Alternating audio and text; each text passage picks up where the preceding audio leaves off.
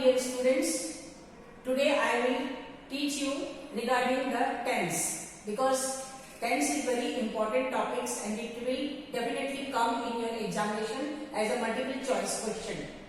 तो tense के बारे में हम आज ये पढ़ने वाले हैं कि tense टोटल जो उसके टेंस के टाइप्स होते हैं, 3 टाइप्स के टेंस होते हैं, प्रेजेंट टेंस, पास्ट टेंस और फ्यूचर टेंस। प्रेजेंट टेंस के 4 पार्ट होते हैं, पास्ट टेंस के 4 पार्ट होते हैं, फ्यूचर टेंस के 4 पार्ट्स होते हैं। तो आज हम प्रेजेंट टेंस के first part simple present tense पढ़ेंगे, पास्ट टेंस का first part simple past tense और फ्यूचर टेंस का पार्ट 1 सिंपल फ्यूचर टेंस पढ़ने वाले हैं। तो अब हम देखेंगे कि फॉर्मूला क्या इनपुट करेंगे। सबसे पहले हम प्रेजेंट टेंस का जो पहला पार्ट है सिंपल प्रेजेंट टेंस का जो फॉर्मूला होता है वो फॉर्मूला इस तरह से हम इनपुट कर सकते हैं। एग्जाम्पल से पहले हम फॉर्मूला समझ लेंगे, यानी कि noun plus verb plus first form verb का फर्स्ट फॉर्म प्लस एस लगेगा प्लस ऑब्जेक्ट लगेगा। ये हमारा फॉर्मूला है सिंपल प्रेजेंट टेंस का। सिंपल प्रेजेंट टेंस में नाउन यानी कि एग्जांपल में जैसे हम देखेंगे तो नाउन यानी आई नाउन है या फिर कोई भी नाम राम, श्याम, रमेश वो नाउन कहलाता है। और वर्ब का फर्स्ट फॉर्म यानी कि गो, यानी 3 फॉर्म होते हैं वर्ब के, गो, वेंट, गॉन। तो हम फर्स्ट फॉर्म लगाएंगे यानी कि गो और ऑब्जेक्ट लगाएंगे हमारा, ये जो ऑब्जेक्ट है वो हमारा है देयर।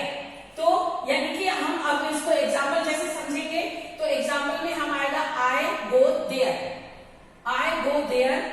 ही के साथ हमेशा एस लगता है, जो हमारा फॉर्मूला में एस में लगाया है एस का, तो वो ही के साथ एस लगता है हमेशा। ही जो हमारा वर्ब का फर्स्ट फॉर्म है, जैसे हम ही कम्स हियर, तो ही के साथ एस लगेगा, इट के साथ एस लगेगा और कोई भी नाम के साथ जैसे राम है, श्याम है, रमेश है, तो राम, श्याम फर्स्ट वर्ब यानी कि हमारा फर्स्ट फॉर्म है।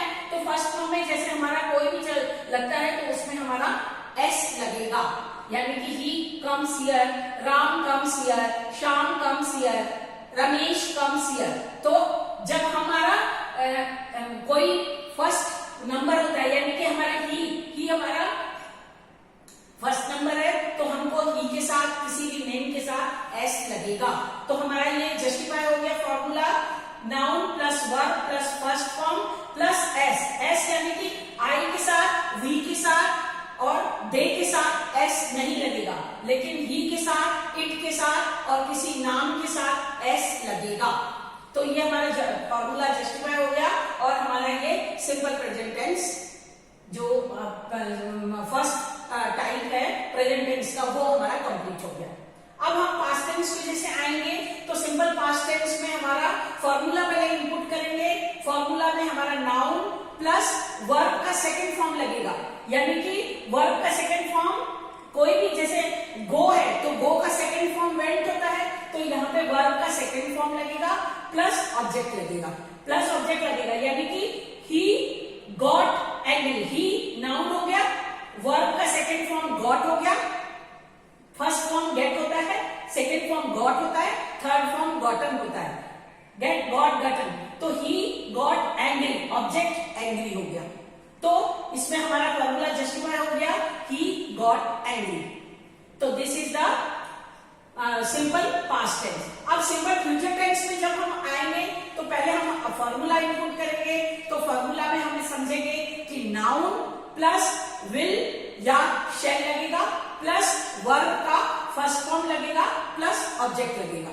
तो ये हमारा फॉर्मूला हो गया, सिंपल फ्यूचर टेंस का फॉर्मूला हो गया। तो सिंपल फ्यूचर टेंस में हमने जैसे आई हमारा नाउन हो गया और वर्ब लगेगा, विल लगेगा या फिर शेल लगेगा। अब मैं अभी आपको थोड़ी देर में बताने वाली हूँ कि शेल कहाँ लगता है। अभी आप समझ लीजिए, आई विल मीट यानी कि वर्ब हो गया, first form of the verb हो गया मीट हिम टुमारो, ऑब्जेक्ट हमारा हो गया टुमारो हो गया। तो I will meet him tomorrow, ये हमारा फॉर्मूला जस्टिफाई हो गया। तो अब जैसे हम समझेंगे कि अब आप पूछेंगे कि जब भी हम कोई क्वेश्चन वाला सेंटेंस बनाते हैं तब वहां पर शैल लगता है। जैसे कि शैल आई कम, विल आई कम नहीं बोलेंगे। जब मैं आ सकता हूं तो शैल आई कम, क्वेश्चन मार्क लगेगा। तो जहां पर क्वेश्चन मार्क का होता है सेंटेंस वहां पर शैल लगता है, और जहां पर क्वेश्चन मार्क का सेंटेंस नहीं होता है वहां पर विल लगता है। तो I think you understand all this things, the simple present tense, simple past tense and simple future tense. In the next class we will learn about the simple continuous tense, continuous tense, present continuous tense, present past continuous tense and future continuous tense. In the next class we will learn.